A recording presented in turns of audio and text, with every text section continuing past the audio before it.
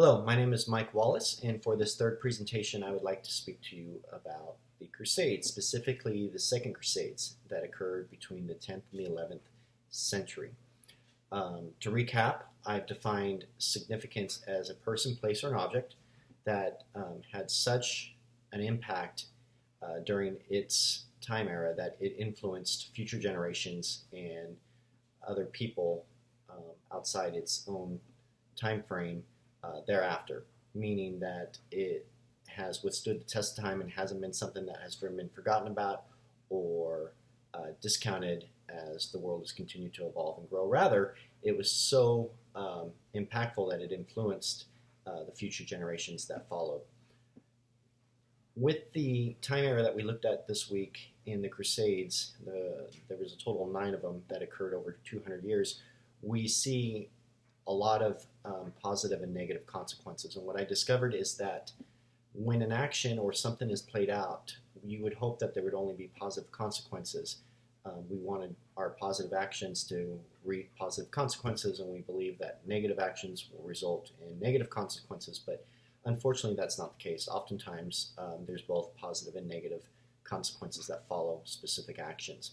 With the Crusades, we see a lot of positive things that happen. So, for example, when King Louis lost his reign and his control of Damascus to the Turkish Muslims, he retreated back to Europe.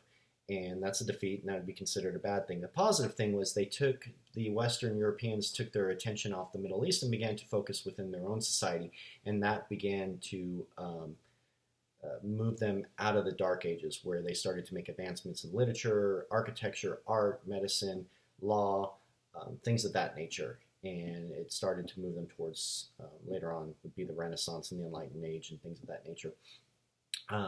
Another thing that I saw was that a negative thing was that they had lost the trade routes going to the east, because now Persia, or the Middle East, was now controlled by the Muslims, so the Europeans didn't have access to the trade routes. So this prompted Christopher Columbus to explore for new trade routes, and subsequently he found the Americas. Well, he wasn't the first to find the Americas, but he found the Americas because of this.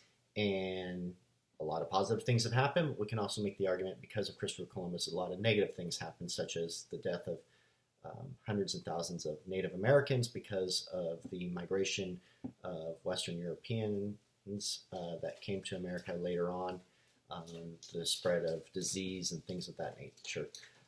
Another thing that you can see in the course of history is that usually there's some sort of negative effect, regardless of how pure and positive your intentions may be.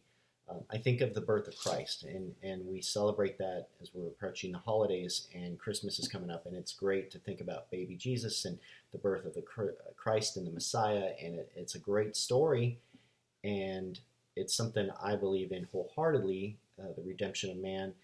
But there's a dark element to that too. There was a negative consequence, and that was when King Herod was threatened by the news that there was a new king that had been born, and he couldn't identify or find that king. He decided to just kill every 2-year-old child and under in an effort to wipe out this potential threat to his throne. And we don't really focus on that, but that one specific event, because it does sour the story. But I think it's true in the fact that regardless of the event in history and time, there's always some sort of yin and yang, to go back to our Asian discussions and exploration of the Asian culture, but there's always this push and pull of negative and positive energy and consequences that take place. And it's this constant ebb and flow between the two. And we hope to learn from our mistakes and our failures. We also hope to capitalize and grow on our successes. And that's the great thing about history, is you can look back and learn from the mistakes of other people, and also gain wisdom out of your successes as well as their failures. But also that history tends to repeat itself, and that when these events and situations and circumstances that are similar to past events reoccur, hopefully we can confront them and address the issue in a more appropriate manner without having so many subsequent negative consequences.